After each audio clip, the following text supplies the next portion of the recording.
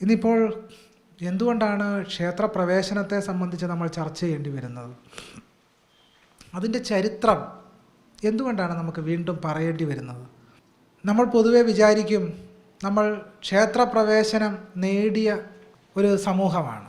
ക്ഷേത്രത്തിലേക്ക് എല്ലാവരും ഇപ്പോൾ തുല്യരായി പ്രവേശിക്കുന്നു. ക്ഷേത്രത്തിലെല്ലാവരും ആത്മാഭിമാനത്തോടെ ദർശനം നടത്തുവാൻ പോകുന്നു എന്നൊക്കെയാണ് നമ്മൾ പൊതുവെ വിചാരിച്ചിട്ടുള്ളത്.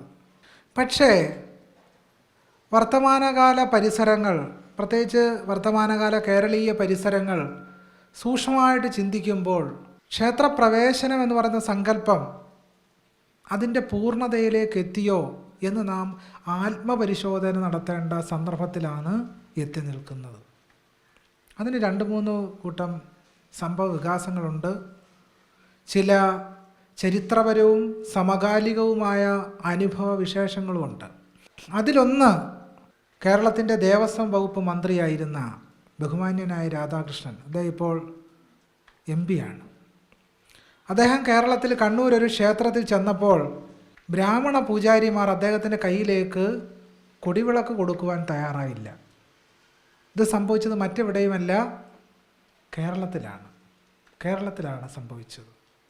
മറ്റൊരു നേരനുഭവം, ഇത് ചരിത്രപരമായ അനുഭവമാണ്, സമകാലിക അനുഭവമാണ്, കേരളത്തിന് മുഴുവൻ ചിരപരിചിതമായ ഒരു അനുഭവമാണ്. വാർത്തകളിൽ ആ സംഭവവികാസങ്ങൾ വളരെ ശക്തമായി നിറഞ്ഞു നിൽക്കുകയും ബഹുമാന്യനായ രാധാകൃഷ്ണൻ തന്നെ ഈ കാര്യങ്ങൾ അന്ന് വിശദീകരിക്കുകയും ഉണ്ടായി. അടുത്തിടെ ഒരു അനുഭവം ഉണ്ടായത് ശ്രീപത്മനാഭസ്വാമി ക്ഷേത്രം തിരുവനന്തപുരത്ത് തന്നെയാണ്. യദൃശ്ചയ ചില ഔദ്യോഗിക ആവശ്യങ്ങളുമായി ബന്ധപ്പെട്ട് ഈ ശ്രീപത്മനാഭസ്വാമി ക്ഷേത്രത്തിൽ വന്ന അവസരത്തിൽ കുറച്ച് ബ്രാഹ്മണ പുരോഹിതന്മാർ ഇങ്ങനെ ക്ഷേത്രത്തിനകത്തേക്ക് കടന്നു വരികയാണ്. ക്ഷേത്രത്തിനകത്തേക്ക് കടന്നു വരുമ്പോൾ ഈ ബ്രാഹ്മണ പുരോഹിതന്മാർക്ക് മുൻപിൽ നടക്കുന്ന കാര്യകർത്താവ് പറയുകയാണ്, മാറി നിൽക്കൂ, വഴി മാറൂ എന്നാണ് പറയുന്നത്. ഇതേത് കാലത്താണ്? 2025 പറയുന്നത് മാറി നിൽക്കൂ എന്ന്. നമ്മൾ ക്ഷേത്രപ്രവേശനം നേടിയെന്നാണ് പറയുന്നത്. പക്ഷെ ഇപ്പോഴും എന്താ സംഭവം? മാറി നിൽക്കൂ എന്ന് ഇപ്പോഴും പറയുന്നു. പ്രസാദം എറിഞ്ഞ് നൽകുന്നു. ഇപ്പോഴും പ്രസാദം കയ്യിൽ വെച്ച് തരികയല്ല ചെയ്യുന്നത് ക്ഷേത്രത്തിൽ നിന്ന്. പിന്നെ എങ്ങനെയാണ് നൽകുന്നത്? എറിഞ്ഞു തരുന്ന അവസ്ഥാവിശേഷം. ക്ഷേത്രത്തിലെ പൂജാരിയെ തൊട്ടുകൂടാ. ക്ഷേത്രത്തിലെ പൂജാരിയെ തൊട്ടാൽ അശുദ്ധിയാണെന്ന് കരുതുന്ന സങ്കല്പം ഇപ്പോഴും നമ്മുടെ സമൂഹത്തിൽ നിലനിൽക്കുന്നു, വളരെ ദൃഢമായി നിലനിൽക്കുന്നു. പൂജാരിയായി ബ്രാഹ്മണൻ തന്നെ വേണമെന്ന് നവോത്ഥാന കേരളം ഇപ്പോഴും ശാഠ്യം പിടിക്കുന്നു, ഇല്ലേ? നവോത്ഥാന കേരളത്തിൽ ഇപ്പോഴും പൂജാരിയായിട്ട് ആരെ തന്നെ വേണം? ഒരു നമ്പൂതിരി ബ്രാഹ്മണനെ തന്നെ വേണം. വിപ്ലവ കേരളമാണ്, പക്ഷേ പൂജാരിയായി ആര് തന്നെ വേണം? നമ്പൂതിരി ബ്രാഹ്മണൻ തന്നെ വേണമെന്ന് നമ്മൾ ഇപ്പോഴും ശാഠ്യം പിടിക്കുന്നു. ഇന്നത്തെ ദിവസത്തിൻ്റെ ഒരു പ്രത്യേകതയുണ്ട്. എന്താണ്? ഇന്ന് മഹാശിവരാത്രിയാണ്. ഈ ശിവരാത്രി ദിവസം തന്നെ ഈ അനുസ്മരണം നടത്തുന്നത് ചരിത്രപരമാണ് എന്നാണ് ഞാൻ കരുതുന്നത്. കാരണം 1888 സാക്ഷാൽ നാരായണ ഗുരുസ്വാമികൾ അരുവിപ്പുറത്ത് നെയ്യാറിൽ നിന്ന് ഒരു കല്ലെടുത്തുകൊണ്ട് വന്ന് അരുവിപ്പുറത്ത് കുന്നിൻ മുകളിൽ പ്രതിഷ്ഠ നടത്തി അദ്ദേഹം ബ്രാഹ്മണ്യത്തെ വെല്ലുവിളിച്ചു. അവിടെ എഴുതി വെച്ചു, ജാതിഭേദം മതദ്വേഷം ഏതുമില്ലാതെ സർവരും സോദരത്വേന വാഴുന്ന മാതൃകാസ്ഥാനമാണിത്. ഇതായിരുന്നു ഗുരുദേവൻ്റെ ക്ഷേത്ര സങ്കല്പം. ജാതിഭേദവും മതദ്വേഷവും കൂടാതെ, നിങ്ങളുടെ മതം ഏതുമായിക്കോട്ടെ, മതം എന്നാൽ അഭിപ്രായമാണെന്ന് ഗുരു കൽപ്പിച്ചു. മതം എന്നാൽ അഭിപ്രായമാണ്. രാമൻ്റെ മതം കൃഷ്ണനെ അടിച്ചേൽപ്പിക്കാൻ പാടില്ല. ആലുവ സർവമത സമ്മേളനത്തിൻ്റെ കാതലായ തത്വവാക്യം ഇതായിരുന്നു. രാമൻ്റെ മതം കൃഷ്ണനെ അടിച്ചേൽപ്പിക്കാൻ പാടില്ല, കൃഷ്ണൻ്റെ മതം രാമനെയും അടിച്ചേൽപ്പിക്കാൻ പാടില്ല. രാമകൃഷ്ണന്മാർക്ക് ഏതേത് മതങ്ങളിൽ വിശ്വസിക്കാൻ ഇഷ്ടമാണോ ഇല്ലയോ ആ രീതിയിൽ മുന്നോട്ട് പോകുവാൻ അവർക്ക് സ്വാതന്ത്ര്യം കൊടുക്കുന്നതായിരിക്കണം മതസങ്കല്പങ്ങളുടെ സാരം എന്ന് ഗുരു കൽപ്പിച്ചു. ജാതിഭേദവും മതഭേദവും കൂടാതെ എല്ലാവരും സോദരത്വേന സഹോദരങ്ങളായി കഴിയുന്ന മാതൃകാസ്ഥാനത്തെ ഗുരു സോദരത്വേന വാഴുന്ന മാതൃകാസ്ഥാനം എന്ന് വിളിച്ചു. സോദരരായി കഴിയണം, സഹോദരങ്ങളെപ്പോലെ സ്നേഹിച്ച് കഴിയുന്ന ഒരു സ്ഥാനത്തെയാണ് ഗുരു അരുവിപ്പുറത്ത് കൽപ്പിച്ചത്. അതാണ് അരുവിപ്പുറം. എല്ലാവരും സഹോദര തുല്യങ്ങളായി കഴിയുന്ന അവസ്ഥാവിശേഷം. അതുകൊണ്ടാണ് doctor V R Ambedkar annihilation of കാസ്റ്റിൽ എഴുതി ജനാധിപത്യത്തിൻ്റെ മറ്റൊരു പേരാണ് സാഹോദര്യം. സാഹോദര്യത്തിൻ്റെ മറ്റൊരു പേരാണ് ജനാധിപത്യം. അപ്പം സാഹോദര്യം ഇല്ലെങ്കിൽ എന്തില്ല? ജനാധിപത്യം ഇല്ല. ജനാധിപത്യം എന്ന് പറയുന്നത് 5 വർഷത്തിൽ ഒരിക്കൽ നടക്കുന്ന വോട്ടെടുപ്പല്ല, മറിച്ച് നമ്മുടെ സമൂഹത്തിൽ നിലനിൽക്കുന്ന സാഹോദര്യമാണ് ജനാധിപത്യത്തിൻ്റെ അടിത്തറ എന്നാണ് ഡോക്ടർ ബി ആർ അംബേദ്കർ പറഞ്ഞത്. അനിഹിലേഷൻ ഓഫ് കാസ്റ്റിൽ ഡോക്ടർ ബി ആർ അംബേദ്കർ എഴുതി, പൗരോഹിത്യത്തെ ജനാധിപത്യവൽക്കരിക്കണം. പൗരോഹിത്യത്തെ ജനാധിപത്യവൽക്കരിച്ചാൽ മാത്രമേ ക്ഷേത്രങ്ങൾ ജനാധിപത്യവൽക്കരിക്കപ്പെടുകയുള്ളൂ. പക്ഷേ 1936 ക്ഷേത്രപ്രവേശന വിളംബരം പുറപ്പെടുവിച്ചത് ബാലരാമവർമ്മ. അവിടെ നിന്നും 2025 എത്തുമ്പോഴും ക്ഷേത്രപ്രവേശനം എന്ന് പറയുന്ന ആശയം ഇപ്പോഴും അതിൻ്റെ പൂർണ്ണതയിലേക്ക് എത്തിയിട്ടില്ല എന്നാണ് വർത്തമാനകാല സംഭവവികാസങ്ങളെല്ലാം തെളിയിക്കുന്നത്. ശബരിമല ക്ഷേത്രം കേരളത്തിലെ ഏറ്റവും കൂടുതൽ വിശ്വാസികൾ, കേരളത്തിലെ മാത്രമല്ല ഇന്ത്യയിലെ എമ്പാടുമുള്ള ലോകത്തിൻ്റെ വിവിധ ഭാഗങ്ങളിൽ നിന്ന് വിശ്വാസികളായ ആളുകൾ എത്തിച്ചേരുന്നൊരു സങ്കേതമാണ് ശബരിമല ക്ഷേത്രം. പക്ഷേ ഈ ശബരിമല ക്ഷേത്രത്തിൽ ഇപ്പോഴും ഒരു മലയാള ബ്രാഹ്മണന് മാത്രമേ പൂജാരിയാകാൻ കഴിയുന്നുള്ളൂ. പൂജ പഠിച്ച ഈഴവ സമുദായത്തിൽപ്പെട്ട ആളുകളുണ്ട്, ദളിതരുണ്ട്, പിന്നോക്ക ജനവിഭാഗത്തിൽപ്പെട്ട വിശ്വാസികളായ പൂജാരിമാരുണ്ട്. പക്ഷേ അവർക്കൊന്ന് ശബരിമലയിൽ അയ്യപ്പനെ പൂജിക്കാൻ കഴിയുന്നില്ല. ശബരിമലയിൽ ഒരു മലയാള ബ്രാഹ്മണൻ മാത്രമേ പൂജ ചെയ്യാവൂ എന്നാണ് ബ്രാഹ്മണ്യം ഇപ്പോഴും വിശ്വസിക്കുന്നതും കൽപ്പിക്കുന്നതും. അത് ഇന്ത്യയിലെ കേരളത്തിലെ ബഹുജനങ്ങൾ, വ്യത്യസ്ത ജനവിഭാഗങ്ങൾ പിന്തുടരുകയും ചെയ്യുന്നു. അതിനൊരു മാറ്റം വരുത്താൻ തയ്യാറാകുന്നില്ല. ഗുരുവായൂർ ക്ഷേത്രത്തിൽ ഒരു പാചകക്കാരനെ നിയമിക്കുന്നതിന് വേണ്ടി നോട്ടിഫിക്കേഷൻ പുറപ്പെടുവിച്ചു. അങ്ങനെ നോട്ടിഫിക്കേഷൻ പുറപ്പെടുവിച്ച അവസരത്തിൽ ആ നോട്ടിഫിക്കേഷനിൽ രേഖപ്പെടുത്തിയിരുന്നത് ഗുരുവായൂർ അമ്പലത്തിൽ പാചകക്കാരനാകാൻ്റെ യോഗ്യത എന്താണ്? അയാൾ ജന്മം കൊണ്ട് ബ്രാഹ്മണനായിരിക്കണം. ഇതായിരുന്നു യോഗ്യത. ഒന്ന് ആലോചിച്ച് നോക്കൂ. 1888 നാരായണ ഗുരുസ്വാമികൾ, മഹാവിപ്ലവകാരിയായ നാരായണ ഗുരുസ്വാമികൾ രക്തം ചിന്താതെ കാരുണ്യത്തിൻ്റെ മഹാപ്രവാഹമായി കരുണയുടെ ശില, അനുകമ്പയുടെ ശില നെയ്യാറിൽ നിന്ന് മുങ്ങിയെടുത്ത് പ്രതിഷ്ഠിച്ചു. പക്ഷേ ആ നാരായണ ഗുരുസ്വാമികളുടെ ചെറുവിരലിൽ അത്രയും പോലും വലിപ്പത്തിൽ എന്തെങ്കിലും പ്രവർത്തിക്കാൻ നമുക്ക് കഴിയാത്ത വിധം ലജ്ജാവിഹീനരായി മലയാളി കപടപൂർണമായ ജാതി ജീവിതം നയിക്കുന്നു. എന്തുകൊണ്ടാണ് കപടപൂർണമായ ജാതി ജീവിതം എന്ന് പറയാൻ കാരണം? പുറമേക്ക് പുരോഗമനകാരികളായിരിക്കുകയും അകമേ ജാതി ജീവിതം നയിക്കുകയും ചെയ്യുന്നവരാണ് മലയാളികളെന്ന് ഗുരുവായൂർ ദേവസ്വത്തിൻ്റെ നോട്ടിഫിക്കേഷൻ തെളിയിക്കുന്നു. കാരണം എന്താണ്? ഒരു പട്ടര് സാമ്പാർ വെച്ചാൽ മാത്രമേ ഗുരുവായൂർ അമ്പലത്തിൽ ചെല്ലുന്ന ഭക്തജനങ്ങൾ അവിടുന്ന് ഭക്ഷണം കഴിക്കൂ എന്ന് പറഞ്ഞാൽ അതിൻ്റെ പേര് ജാതി എന്ന് തന്നെയാണ്, ജാതി അസമത്വം എന്ന് തന്നെയാണ്. നമുക്ക് മാറ്റം വരുത്താൻ കഴിയുന്നില്ല. നമ്മുടെ മുമ്പേ നടന്നുപോയ മഹാമനീഷികൾക്ക്, നാരായണ ഗുരുസ്വാമി, മഹാത്മാ അയ്യങ്കാളി, പൊയ്കയിൽ അപ്പച്ചൻ, വലിയ വലിയ പ്രവർത്തനങ്ങൾ നടത്തിയവർ, അവരേത് കാലത്താണ് പ്രവർത്തിച്ചത്? 18, 19 നൂറ്റാണ്ടുകളിൽ, 20-ാം നൂറ്റാണ്ടുകൾ. പക്ഷേ 2025 21-ാം നൂറ്റാണ്ടിൽ എത്തിച്ചേരുമ്പോൾ ഈ പഴയകാല വ്യവസ്ഥിതിക്ക് ഒരു മാറ്റവും വരുത്തുവാൻ നമുക്ക് കഴിയാത്ത വിധം നമ്മൾ ഈ ബ്രാഹ്മണ്യത്തിന് അടിപ്പെട്ടു പോയിരിക്കുന്നു. ഈ ബ്രാഹ്മണ്യത്തിന് അടിപ്പെടുന്നതിൻ്റെ പേരാണ് വർഗീയത അല്ലെങ്കിൽ ഫാസിസം എന്ന് പറയുന്നത്. നമ്മളെ മിണ്ടാതാക്കുന്ന, നമ്മളെ മൗനിമാവകളാക്കുന്ന, പ്രതികരിക്കാൻ ശേഷിയില്ലാത്തവരാക്കുന്ന വ്യവസ്ഥാക്രമത്തിൻ്റെ പേരാണ് ഫാസിസം എന്ന് പറയുന്നത്.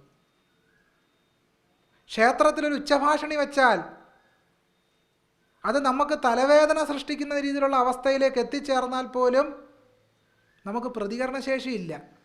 പ്രതികരിക്കാൻ കഴിയാത്തവരായിട്ട് നമ്മൾ മാറിയിരിക്കുന്നു. കാരണം എന്താണ്?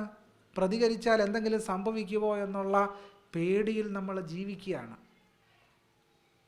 ഈ രീതിയിലേക്ക് കാര്യങ്ങൾ വഴിമാറിയിരിക്കുകയാണ്. ക്ഷേത്രങ്ങളിൽ ജാതി വ്യവസ്ഥയെ ഊട്ടിയുറപ്പിക്കുന്ന വ്യവസ്ഥാക്രമങ്ങൾ ഇപ്പോഴും വളരെ ശക്തമായി തന്നെ നിലനിൽക്കുന്നു എന്നതിൻ്റെ ഉദാഹരണമാണ് അടുത്തിടെ കൊച്ചിയിൽ സംഭവിച്ചത്. കൊച്ചിയിൽ ഒരു ക്ഷേത്രത്തിൽ ഒരു ദളിതൻ പൂജാരിയായി, താൽക്കാലികമായിട്ട് പൂജാരിയായിട്ട് വന്നതാണ്. പക്ഷേ ആ ക്ഷേത്രത്തിലെ സന്ദർശകനായൊരു ഭക്തൻ പൂജാരി ദളിതനാണെന്ന് അറിഞ്ഞതോടുകൂടി ഈ ദളിതനായ പൂജാരിയിൽ നിന്നും പ്രസാദം വാങ്ങിക്കുവാൻ തയ്യാറാകാതെ ഈ പൂജാരിയെ അധിക്ഷേപിച്ചതിന് ശേഷം ക്ഷേത്രത്തിൽ നിന്ന് പോവുകയാണ് ഉണ്ടായത്. അപ്പോൾ എവിടെയാണ് നമ്മുടെ ഭക്തി എന്ന് പറയുന്നത്? എന്താണ് നമ്മുടെ ഭക്തി? ഭക്തിക്ക് പങ്കുവെക്കുക എന്നൊരർത്ഥമുണ്ട്. ഭജ് ധാതുവിൽ നിന്നാണ് ഭക്തി എന്ന് പറയുന്ന പദം ഉണ്ടായിട്ടുള്ളത്. ഭജ് ധാതു. എന്താണ് ഭജ് ധാതുവിൻ്റെ അതർത്ഥം? പങ്കുവെക്കുക. പങ്കുവെക്കൽ എങ്ങനെയാണ് സംഭവിക്കുന്നത്? സാഹോദര്യം ഉള്ളിടത്ത് മാത്രമേ പങ്കുവെക്കൽ സാധ്യമാവുകയുള്ളൂ. തുല്യത ഉള്ളിടത്ത് മാത്രമേ പങ്കുവെക്കൽ സാധ്യമാവുകയുള്ളൂ. അപ്പം ഭക്തി എന്ന് പറയുന്ന ആ വാക്കിൻ്റെ മൂലധാതു എന്ന് പറയുന്ന ഭജ് ധാതു പങ്കുവെക്കുക എന്നുള്ള ആശയത്തെയാണ് ജ്വലിപ്പിക്കുന്നത്. പക്ഷേ ഒരു ദളിതനാണ് പൂജാരി എന്നറിഞ്ഞ നിമിഷം മലയാളി ആ ദളിതനായ പൂജാരിയെ അധിക്ഷേപിച്ച് ഹിംസാത്മകമായ അധിക്ഷേപ വാക്കുകൾ പറഞ്ഞിട്ട് ആ ക്ഷേത്രത്തിൽ നിന്ന് ഇറങ്ങിപ്പോവുകയാണ് ചെയ്യുന്നത്. എത്രമാത്രം ക്രൂരതയാണെന്ന് ആലോചിച്ച് നോക്കൂ. എത്രമാത്രം മനോവേദന ആ ദളിത് പൂജാരി അവിടെ അനുഭവിച്ചിട്ടുണ്ടാകും. അദ്ദേഹത്തിൻ്റെ ഹൃദയം എത്രമാത്രം വേദനിച്ച് അദ്ദേഹം പൊട്ടിക്കരഞ്ഞിട്ടുണ്ടാവും. എത്രമാത്രം കഠിനതരമായ വിവേചനം അദ്ദേഹം നേരിട്ടിട്ടുണ്ടാവും എന്നൊന്ന് ആലോചിച്ചു നോക്കൂ. ഇന്ത്യൻ ഭരണഘടന നിലവിലുള്ള രാജ്യമാണ്. സ്വാതന്ത്ര്യവും സമത്വവും സാഹോദര്യവും പൗരന് ഉറപ്പുവരുത്തുന്ന ഭരണഘടനയുള്ള ഒരു രാജ്യത്ത് പക്ഷേ നിലനിൽക്കുന്നത് ബ്രാഹ്മണ്യ ഹിംസയുടെ വ്യവസ്ഥാക്രമങ്ങളാണ്. ഭരണഘടനയുടെ ധാർമ്മിക മൂല്യം ഇന്ത്യൻ പൗരൻ എന്ന നിലയിൽ മലയാളി സ്വാംശീകരിച്ചിട്ടില്ല എന്നതിൻ്റെ പ്രത്യക്ഷമായ ദൃഷ്ടാന്തമാണ് കൊച്ചിയിലെ പൂജാരിക്ക് അനുഭവിക്കേണ്ടി വന്ന ജാതി ഹിംസ. നോക്കൂ, കേരളത്തിൽ ധാരാളം പ്രമുഖങ്ങളായ ക്ഷേത്രങ്ങളുണ്ട്. വരുമാനമുള്ള, വലിയ സാമ്പത്തികമായ വരുമാനമുള്ള ക്ഷേത്രങ്ങൾ. ഈ വലിയ സാമ്പത്തികമായ വരുമാനമുള്ള ഒരു ക്ഷേത്രത്തിലും ഒരു ഈഴവൻ പൂജാരിയായിട്ടുള്ള ഒരു ദളിതനുമില്ല, വേറൊരു പിന്നോക്കക്കാരനുമില്ല. വരുമാനമുള്ള ക്ഷേത്രങ്ങളിലെല്ലാം ആര് തന്നെയാണ് പൂജാരി? ബ്രാഹ്മണൻ തന്നെ. എന്ന് പറഞ്ഞാൽ സമ്പത്ത്, മൂലധനം ഒരു പ്രത്യേക വിഭാഗത്തിലേക്ക് മാത്രം ഒഴുകുന്നു. അസമത്വം കുറയാൻ എന്താണ് വേണ്ടത്? സമ്പത്ത് എല്ലാ വിഭാഗങ്ങളിലേക്കും തുല്യമായി ഒഴുകണം, തുല്യമായി വിതരണം ചെയ്യപ്പെടണം. അങ്ങനെ മാത്രമേ സാമ്പത്തിക അസമത്വത്തെ നമുക്ക് തരണം ചെയ്യാൻ കഴിയൂ. പക്ഷേ ഇവിടെ എന്താണ് സംഭവിക്കുന്നത്? ശബരിമല, ഗുരുവായൂർ, ചോറ്റാനിക്കര, ഇങ്ങനെ നമ്മൾ പ്രമുഖമായ വലിയ വരുമാനമുള്ള, കോടിക്കണക്കിന് വരുമാനമുള്ള ക്ഷേത്രങ്ങൾ എടുത്താൽ ആ ക്ഷേത്രങ്ങളിലെല്ലാം ഇപ്പോഴും വലിയ രീതിയിലുള്ള ജാതി മേധാവിത്വം, ബ്രാഹ്മണ പൗരോഹിത്യ മേധാവിത്വം ഇപ്പോഴും നമ്മുടെ രാജ്യത്ത്, ഇന്ത്യയിൽ നിലനിൽക്കുകയാണ്, കേരളത്തിൽ നിലനിൽക്കുകയാണ്. വലിയ രീതിയിലുള്ള ബ്രാഹ്മണ പൗരോഹിത്യ മേധാവിത്വം നമ്മുടെ രാജ്യത്ത് നിലനിൽക്കുകയാണ്. ആ യാഥാർത്ഥ്യം നമ്മൾ അംഗീകരിക്കണ്ടേ? ആ യാഥാർത്ഥ്യം അംഗീകരിച്ചാൽ മാത്രമേ നമ്മൾ നയിക്കുന്ന, മലയാളി നയിച്ചുകൊണ്ടിരിക്കുന്ന ജീവിതം പുരോഗമന ജീവിതമല്ലെന്നും കപടമായ ഹിംസാത്മകമായ ജാതി ജീവിതമാണ് മലയാളി നയിച്ചുകൊണ്ടിരിക്കുന്നത് എന്ന് നമുക്ക് ബോധ്യപ്പെടുത്തുള്ളൂ. ആരിത് ചോദ്യം ചെയ്യും? പ്രസാദം എറിഞ്ഞു തരുമ്പോൾ, അല്ലയോ ശാന്തി, നിങ്ങളിങ്ങനെ പ്രസാദം എറിഞ്ഞു തരരുത്, കയ്യിൽ സാവധാനം വെച്ചു തരുമെന്ന് എത്ര പേര് പറഞ്ഞിട്ടുണ്ട്? ആരെങ്കിലും പറഞ്ഞിട്ടുണ്ടോ? നമ്മൾ ആരെങ്കിലും പ്രതികരിച്ചിട്ടുണ്ടോ? ഇല്ല. ആ എറിഞ്ഞു തരുന്നത് ഇങ്ങനെ കൈ എത്രത്തോളം താഴ്ത്താവോ, എത്രത്തോളം നടു കുനിക്കാവോ അത്രത്തോളം വിനീത കുനീതന്മാരായി ഈ ജാതി ഹിംസ ഇപ്പോഴും ഏറ്റുവാങ്ങുന്നവരായി മലയാളി അധപ്പതിച്ചിരിക്കുന്നു. നാരായണ ഗുരു എന്ന പേര് പറയാൻ പോലും നമുക്ക് അവകാശമില്ല. നാരായണ ഗുരുവിൻ്റെ പേര് പറയാൻ നമുക്ക് അവകാശമില്ല. അത്രത്തോളം മലയാളി ജാതി ജീവിതത്തിൻ്റെ അടിമകളാണ്. നമ്മുടെ തമാശകളിൽ, നമ്മുടെ പിന്നാമ്പുറങ്ങളിൽ ജാതി വർത്താനം പറയുന്നവരാണ് മലയാളികൾ. നമ്മുടെ ബാക്ക് ടോക്കുകളിലെല്ലാം പൊതുവേ വന്ന് കസേരയിൽ ഇരിക്കുമ്പോൾ എല്ലാവരും പുരോഗമനകാരികളായിരിക്കും. കസേരയിൽ നിന്ന് ഇറങ്ങി പുറത്തോട്ടിറങ്ങുന്ന നമ്മുടെ ബാക്ക് ടോക്കുകളിൽ, പിന്നാമ്പുറ സംസാരങ്ങളിൽ മലയാളി സംസാരിക്കുന്നത് മുഴുവൻ ജാതി ജീവിതത്തെ പറ്റിയാണ്. എനിക്ക് ആ കാര്യത്തിലൊന്നും സംശയമില്ല. മലയാളി കൊണ്ട് നടക്കുന്നത് ബ്രാഹ്മണ്യ മൂല്യബോധമാണ്. അതിൽ നിന്ന് ആർക്കും ഒഴിവില്ല. ഇതാണ് നമ്മുടെ അവസ്ഥ. ക്ഷേത്രത്തിലൊരു പൂജാരി പുതുതായി ജോലിക്ക് വന്നാൽ അയാൾ ബ്രാഹ്മണനാണോ നമ്മൾ ആദ്യം ഉറപ്പ് വരുത്തും. മലയാളി അതിലൊക്കെ വളരെ സമർത്ഥര. പൂജാരി ബ്രാഹ്മണനാണോ, അദ്ദേഹത്തിൻ്റെ തൂവെള്ള നിറം അല്ലെങ്കിൽ എന്തോ ഒരു സംശയം. പിറ്റേ ദിവസം മുതൽ മലയാളി സ്ത്രീകൾ അന്വേഷിക്കാൻ തുടങ്ങും. പിറ്റേ ദിവസം രമണിയോട് ചോദിക്കും, രമണിയോട് തങ്കമ്മ ചോദിക്കും. എന്താണ് ചോദിക്കുന്നത്? ഈ പൂജാരിയുടെ നിറം അത്ര വെളുത്തതല്ല, അപ്പോൾ ഈ പൂജാരി ബ്രാഹ്മണനല്ല, മറ്റേതോ വിഭാഗത്തിലാണ്. അതിനെപ്പറ്റി CBI അന്വേഷിക്കുന്നതിനെക്കാട്ടിലും കൂലങ്കഷമായ അന്വേഷണം 2 ദിവസത്തിനുള്ളിൽ അന്വേഷിച്ച് മലയാളി ഭക്തർ റിപ്പോർട്ട് സമർപ്പിച്ചിരിക്കും. ഒരു സംശയവും വേണ്ട, അത്ര സാമർത്ഥ്യശാലികളാണ് മലയാളികൾ, അത്ര സാമർത്ഥ്യശാലികളാണ്. ആലപ്പുഴ ജില്ലയിലെ ചെട്ടുകുളങ്ങര ഭഗവതി ക്ഷേത്രം യുനെസ്കോയുടെ പട്ടികയിൽപ്പെട്ട ക്ഷേത്രമാണ്. കാരണം അവിടെയാണ് കെട്ടുകാഴ്ച നടക്കുന്നത്. വലിയ കെട്ടുകാഴ്ച, പ്രസിദ്ധമായ കെട്ടുകാഴ്ച, കുംഭഭരണി കെട്ടുകാഴ്ച നടക്കുന്ന ക്ഷേത്രം. സുതി എന്ന് പറയുന്ന ഈഴവ സമുദായത്തിൽപ്പെട്ട ഒരു ശാന്തി ദേവസ്വം ബോർഡിൻ്റെ അപ്പോയിൻമെൻറ്റ് ഓർഡറുമായി ചെട്ടുകുളങ്ങര ഭഗവതി ക്ഷേത്രത്തിൽ ചെന്നു.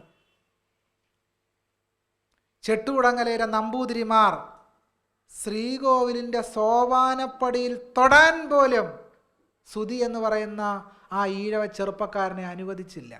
എന്നാലും നമ്മൾ പറയും നമ്പൂതിരി എന്ന് പറഞ്ഞാൽ അവരെല്ലാം പഞ്ചപാവങ്ങളാണ് കേട്ടോ, സാത്വികരാണ് കേട്ടോ എന്നൊക്കെ അമ്മുമ്മ കഥ പറഞ്ഞുകൊണ്ടിരിക്കും.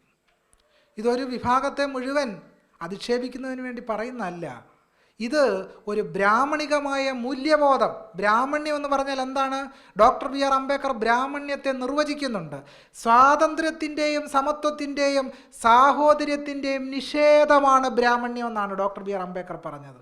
സ്വാതന്ത്ര്യം, സമത്വം, സാഹോദര്യം എന്ന അടിസ്ഥാനപരമായ മാനവിക മൂല്യങ്ങളുടെ നിഷേധസ്ഥാനമാണ് ബ്രാഹ്മണ്യം എന്ന് പറയുന്നത്. ബ്രാഹ്മണ്യത്തിന് എന്തില്ല? തുല്യത എന്ന് പറയുന്ന സങ്കല്പമില്ല. നിങ്ങൾ വേദം എടുത്ത് പരിശോധിച്ച് നോക്കൂ, ഇതിഹാസങ്ങൾ പരിശോധിക്കൂ, ഉപനിഷത്തുകൾ പരിശോധിക്കൂ, തന്ത്രഗ്രന്ഥം പരിശോധിക്കൂ. എവിടെങ്കിലും മനുഷ്യർ തുല്യരാണെന്ന് പറയുന്ന ഒരു വാചകമെങ്കിലും ഉണ്ടോ? ഒരു വരി പോലും ഇല്ല. രാമായണം കർക്കിടക മാസത്തിൽ കുത്തിയിരുന്ന് വായിക്കുന്ന പുസ്തകമാണ് രാമായണം. രാമായണത്തിൽ എവിടെങ്കിലും മനുഷ്യരെല്ലാവരും തുല്യരാണെന്ന് പറയുന്നുണ്ടോ? എഴുത്തച്ഛൻ എഴുതിയ കിളിപ്പാട്ട് രാമായണമാണ്.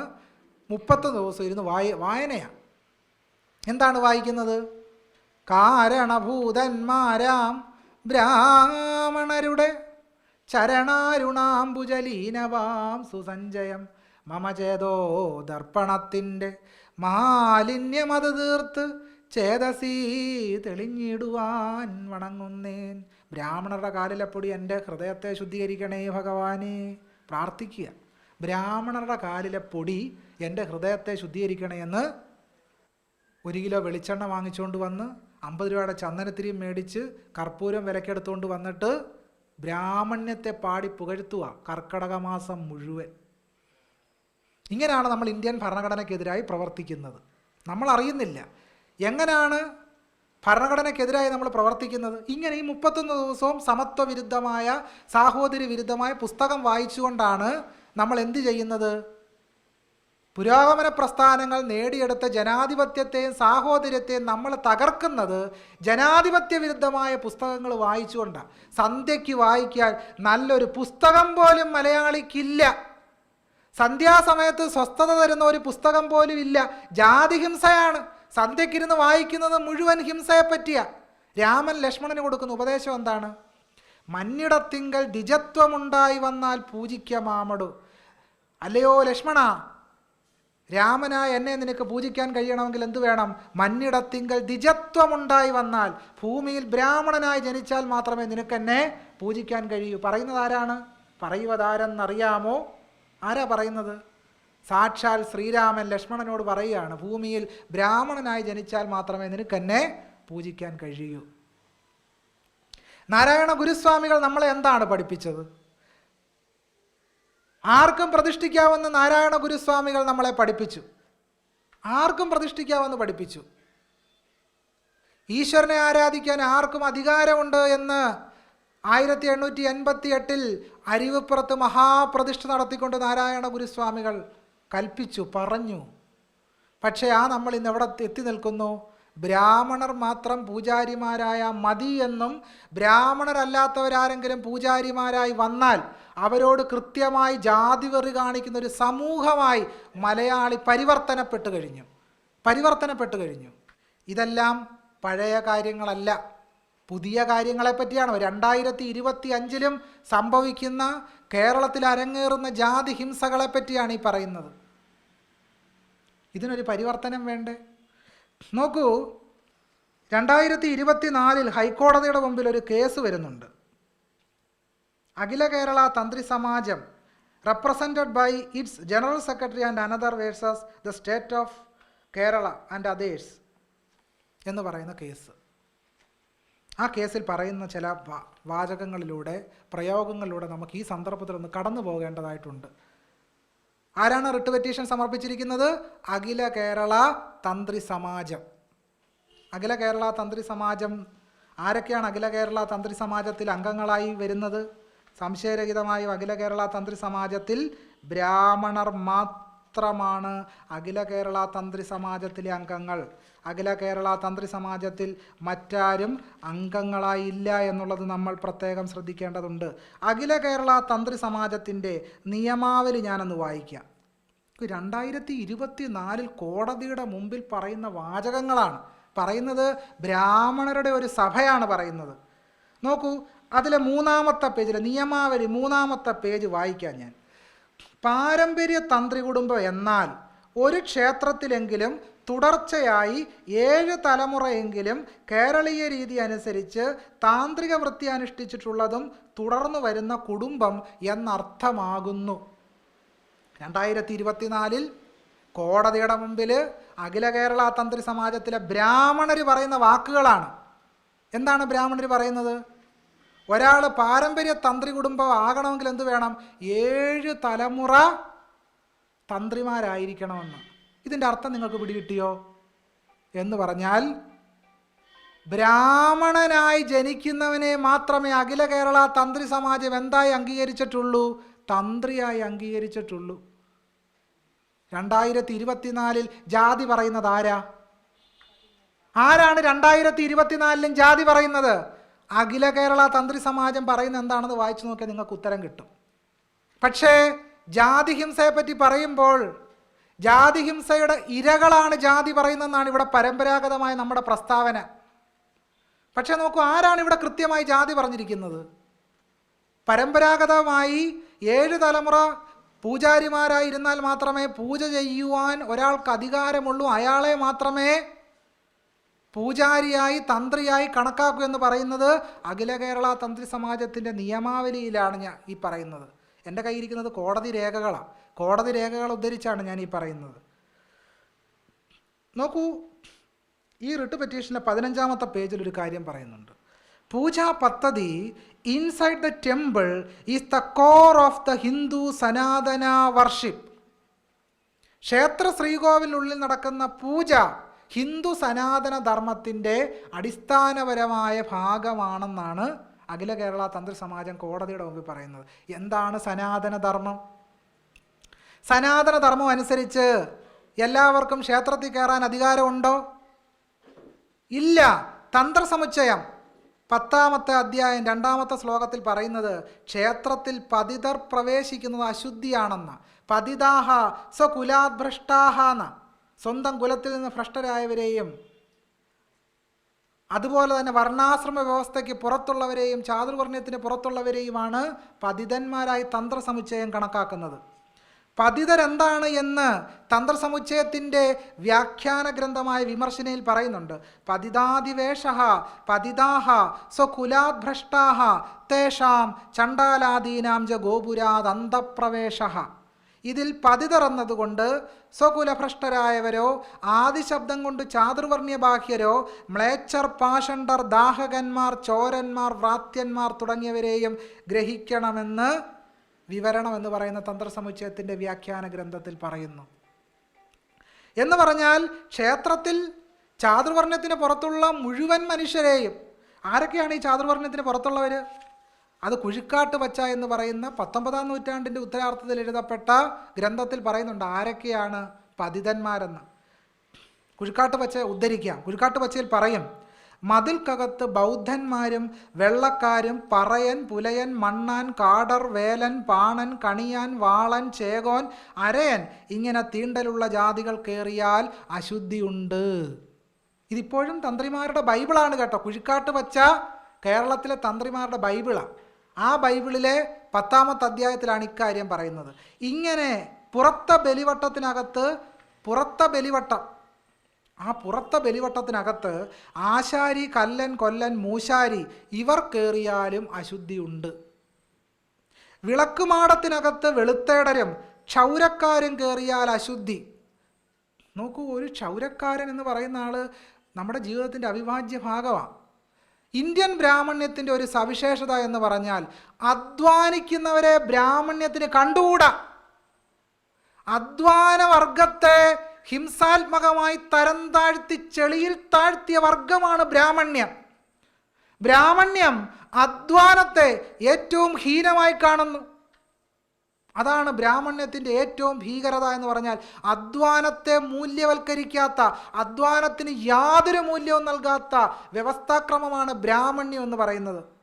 അതുകൊണ്ടാണ് ഈ പറയപ്പെട്ട ജാതി വിഭാഗങ്ങളെല്ലാം സമുദായങ്ങളെല്ലാം അടിസ്ഥാനപരമായി കേരളത്തിലെ കാർഷികമായ തൊഴിലെടുത്തുകൊണ്ടിരുന്ന, കേരളത്തിന് അന്നം നൽകിക്കൊണ്ടിരുന്ന ജനവിഭാഗങ്ങളാണ്. ഇവരൊക്കെ ക്ഷേത്രത്തിൽ കയറിയാൽ ക്ഷേത്രം അശുദ്ധിയാകുമെന്നാണ് 19-ാം നൂറ്റാണ്ടിൽ ഉത്തരാർത്ഥത്തിൽ എഴുതപ്പെട്ട മഹേശ്വരൻ ഭട്ടതിരിപ്പാടിൻ്റെ കുഴിക്കാട്ട് പച്ചയിൽ പറയുന്നത്. ഈ ഗ്രന്ഥം എഴുതിയതാരാ? ഏതെങ്കിലും അവർണനാ പുസ്തകം എഴുതിയത്? ഈ പുസ്തകം എഴുതിയത് മുഴുവൻ ബ്രാഹ്മണരാ. എന്നിട്ടും ജാതി പറയുന്ന ആരാണെന്നാണ് പറയുന്നത്? ജാതിയുടെ ഇരകളാണ് ജാതി പറയുന്നതെന്നാണ് പറയുന്നത്. പക്ഷേ ഇന്ത്യയിൽ ജാതി പറഞ്ഞത് മുഴുവൻ ആരാണ്? ഇന്ത്യൻ ബ്രാഹ്മണ്യമാണ് ജാതിയെ അടിസ്ഥാനപരമായി സ്ഥാപിച്ചതും ഇപ്പോഴും നിലനിർത്തിക്കൊണ്ടിരിക്കുന്നതും. അതുപോലെ പറയും, വിളക്കുമാടത്തിനകത്ത് വെളുത്തേടരും ക്ഷൗരക്കാരും കയറിയാൽ അശുദ്ധി. നാലമ്പലത്തിനകത്ത് സൂതക ആശൗജാതികളും പതിതന്മാരും തട്ടാന്മാരും ഹീനജാതികളായ ശൂദ്രരും കയറിയാൽ അശുദ്ധി. ആരാണ് കേരളത്തിലെ ശൂദ്രർ? കേരളത്തിലെ നായർ സമുദായത്തെ ഇന്ത്യൻ ബ്രാഹ്മണ്യം, കേരളീയ നമ്പൂതിരി ബ്രാഹ്മണ്യം ശൂദ്രന്മാരായിട്ടാണ് നായന്മാരെ സ്ഥാനപ്പെടുത്തിയത്. ആര്യന്മാരുടെ കുടിയേറ്റം എന്ന് പറയുന്ന ഗ്രന്ഥത്തിൽ കാണിപ്പയ്യൂർ ശങ്കരൻ നമ്പൂതിരിപ്പാട് കേരളത്തിലെ നായർ സമുദായത്തെ ശൂദ്രന്മാരായിട്ടാണ് കണക്കാക്കിയത്. ഇങ്ങനെ കേരളത്തിലെ നമ്പൂതിരി ബ്രാഹ്മണ്യം കേരളത്തിലെ നായർ സമുദായത്തെ ശൂദ്രന്മാരായി സ്ഥാനപ്പെടുത്തി അവരുടെ സേവകന്മാരായി ഹീനമായി ചവറ്റുകുട്ടിയിൽ തെള്ളിയപ്പോൾ ചട്ടമ്പി സ്വാമികൾ അതിനെതിരായി പ്രാചീന മലയാളം എഴുതി. ഇത് നമ്മൾ മറന്നു പോകരുത്. ശവാശൗചികൾ മതിൽക്കകത്ത് കയറരുത്, അവർ ബലിവട്ടത്തിനകത്ത് കയറിയാൽ അശുദ്ധി ഉണ്ട് എന്നാണ് പറഞ്ഞു വെക്കുന്നത്. ഇങ്ങനെ കേരളത്തിൽ എഴുതപ്പെട്ട തന്ത്രഗ്രന്ഥങ്ങൾ മുഴുവൻ അയിത്തത്തെ ഉറപ്പിക്കുന്ന പുസ്തകങ്ങളാണ്, ജാതി വ്യവസ്ഥയെ ഉറപ്പിക്കുന്ന പുസ്തകങ്ങളാണ്. നോക്കൂ, എന്തിനാണ് ഇത്രമാത്രം കലശം ക്ഷേത്രത്തിൽ നടത്തുന്നത്? എന്തുകൊണ്ട് കലശം ഒരു സ്വാഭാവിക പ്രക്രിയയായി മാറുന്നു? കാരണം വെള്ളം ഒഴിച്ച് അശുദ്ധി നീക്കം ചെയ്യുവാണ്. വെള്ളം ഒഴിച്ചാലേ അശുദ്ധി മാറൂ എന്ന് പറയുന്ന സങ്കല്പം തന്ത്രഗ്രന്ഥങ്ങളിലുണ്ട്. വിപ്രവാദ പ്രകളിത സലിലൈഹി സേവ്യതേ പഞ്ചഗവ്യൈഹി. ക്ഷേത്രത്തിൽ അശുദ്ധി ബാധിച്ചാൽ, അയിത്തക്കാരായ ആളുകൾ ക്ഷേത്രത്തിൽ പ്രവേശിച്ചാൽ അശുദ്ധി മാറ്റാൻ എന്തു ചെയ്യണം? വിപ്രവാദ പ്രകളിത സലിലൈഹി.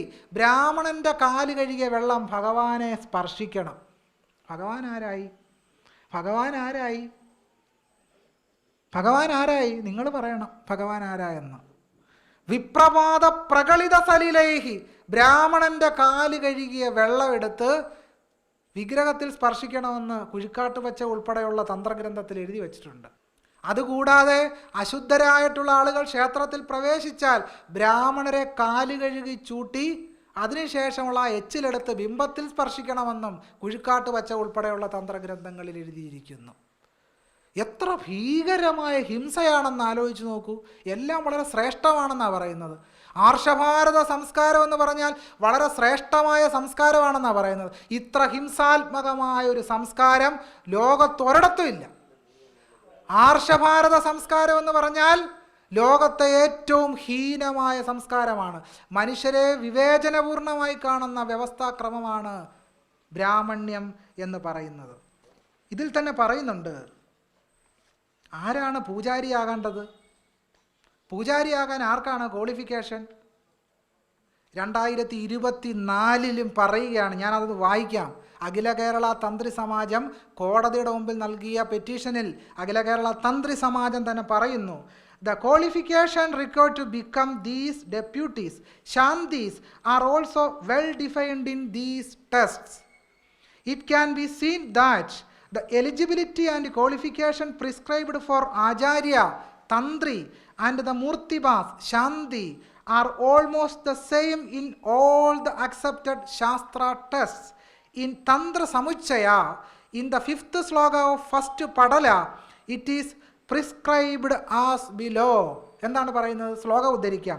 വിപ്രകുലീന കൃതസംസ്ക്രിയൗക സ്വതീത വേദാഗമ തത്വവേത്ത വർണ്ണാശ്രമാചാര പരോധിദേക്ഷോ ദക്ഷസ്തപസ്വി ഗുരുരാസ്തികോസ്തു. പൂജാരിയുടെ യോഗ്യത എന്തായിരിക്കണമെന്ന് 2024 കോടതിയോട് അഖില കേരള തന്ത്രി സമാജം പറയുന്ന എന്താണ്? പൂജാരിയാകുന്ന ആൾ ആരായിരിക്കണം? വിപ്രനായിരിക്കണം. വിപ്രൻ എന്ന വാക്കിനെ തന്ത്രസമുച്ചയത്തിൻ്റെ വ്യാഖ്യാന ഗ്രന്ഥങ്ങൾ വിശദീകരിക്കുന്നുണ്ട്. വിപ്രഹ ഗുരുരസ്തു ബ്രാഹ്മണോ ഗുരുർഭവതു എന്ന് പറയുന്നുണ്ട്. അപ്പം നമ്മൾ പറയും ബ്രാഹ്മണൻ എന്ന് പറഞ്ഞാൽ ബ്രഹ്മജ്ഞാനേതി ബ്രാഹ്മണ. ഇപ്പം നമ്മൾ പുതിയ സിദ്ധാന്തമാണ്, ബ്രഹ്മജ്ഞാനേതി ബ്രാഹ്മണ, ആർക്കും ബ്രാഹ്മണനാകാമെന്നാണ് പറയുന്നത്. ഇതൊരു മറ്റൊരു അമ്മുമ്മ കഥയാണ്, മറ്റൊരു തട്ടിപ്പ് കഥയാണ് ആർക്കും ബ്രാഹ്മണനാകാമെന്ന് പറയുന്നത്. അങ്ങനെ ആരെയാണ് ബ്രഹ്മജ്ഞാനം കൊണ്ട് ബ്രാഹ്മണനായ ഒരാളെ എന്തുകൊണ്ടാണ് ശബരിമലയെ പൂജാരിയാക്കാത്തത്? എന്താണ് ബ്രഹ്മജ്ഞാനം കൊണ്ട് ഒരാൾ ബ്രാഹ്മണനായെന്ന് എങ്ങനെ മനസ്സിലാവും?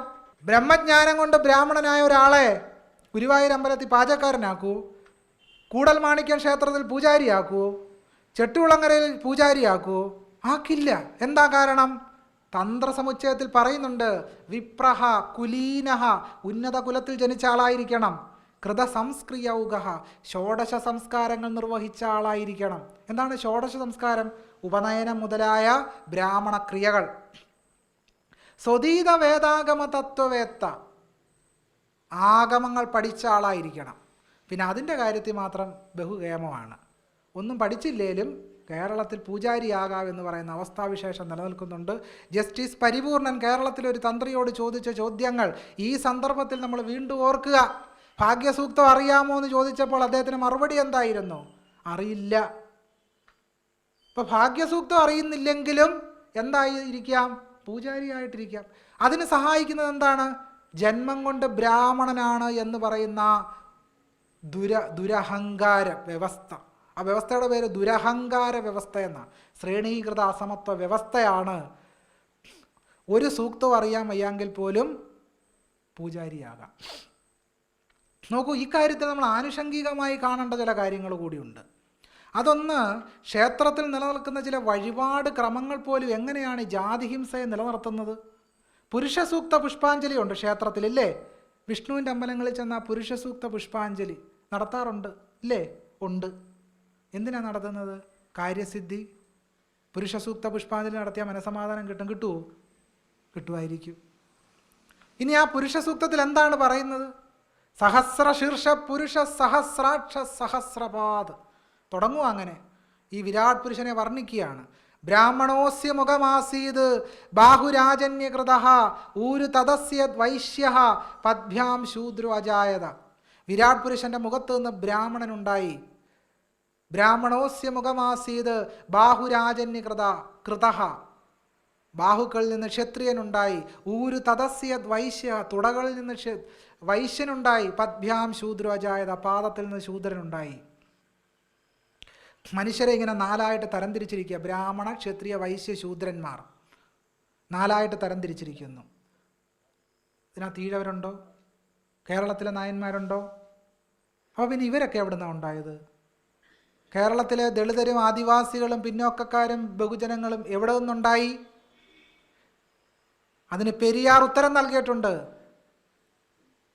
അവരെല്ലാം അവരവരുടെ അച്ഛനമ്മമാർക്കുണ്ടായി. അവരവരുടെ അച്ഛനമ്മമാർക്കുണ്ടായി. ബ്രാഹ്മണനും ക്ഷത്രിയനും വൈശ്യനും ശൂദ്രനും എല്ലാം വിരാട് പുരുഷനിൽ നിന്നുണ്ടായി. ഇങ്ങനെ മനുഷ്യരെ പരിഹസിക്കുന്ന രീതിയിലുള്ള വ്യവസ്ഥാക്രമം